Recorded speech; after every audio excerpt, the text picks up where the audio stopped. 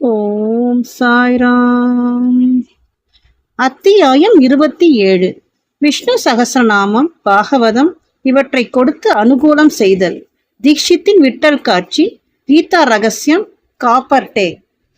பாபா தமது ஸ்பரிசத்தால் புனிதப்படுத்தி மத சம்பந்தமான நூல்களை பாராயணத்துக்காகவும் இதர விஷயங்களுக்காகவும் பக்தர்களுக்கு அளித்து எங்கனம் அனுகூலம் செய்தார் என்பதை இவ்வத்தியாயம் கூறுகிறது.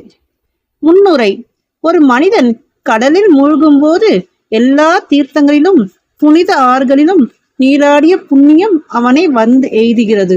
அதே மாதிரியாக ஒரு மனிதன் சத்குருவின் பாதங்களில் அடைக்கலம் புகும்போது அவன் மூவரையும், பிரம்மா, விஷ்ணு, மகாதேவரையும் பரபிரம்மத்தையும் வணங்கும் பேறு அவனுக்கு உண்டாகிறது.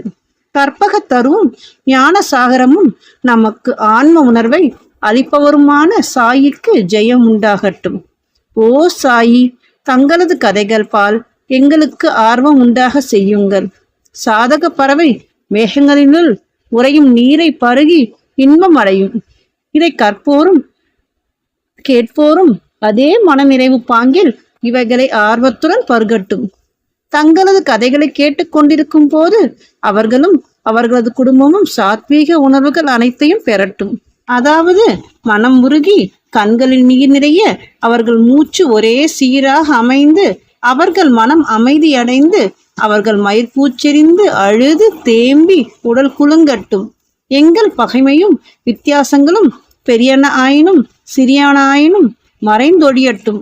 இவைகள் எல்லாம் நடந்தால் குருவின் கிருபை அவன் மீது மலர்ந்திருக்கிறது என்பது பொருள். இத்தகைய உணர்வுகள் உன்பால் எழும்போது குரு மிக மிக மகிழ்கிறார். ஆத்ம உணர்வு என்னும் லட்சியத்தில் உனக்கு நிச்சயமாக வழிகாட்டுவார். பாபாவிடம் முழுமையான இதயபூர்வமான சரணாகதி எய்துதலே மாயையின் பிடிகளிலிருந்து விடுபடுவதற்கு மிகச் சிறந்த வழியாகும்.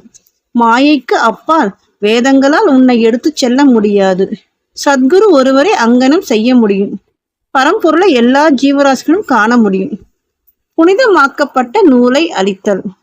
பாபா உபதேசம் அளிக்கும் பல முறைகளை முந்தைய அத்தியாயங்களில் நாம் முன்னரே கண்டிருக்கிறோம். அவற்றில் ஒரு முறையை இங்கு காண்போம். தாங்கள் சிறப்பாக பாராயணம் செய்ய விரும்பிய சில மத சம்பந்தமான நூல்களை பாபாவிடம் எடுத்து சென்று அவரால் தொடப்பட்டு புனிதமாக்கப்பட்ட அவைகளை திரும்ப எடுத்து பெற்றுக்கொள்வதும் சிலரின் வழக்கமாக இருந்து வந்தது. அத்தகைய நூல்களை அவர்கள் தினந்தோறும் படிக்கும்போது பாபா அவர்களுடன் இருப்பதாக உணர்ந்தனர்.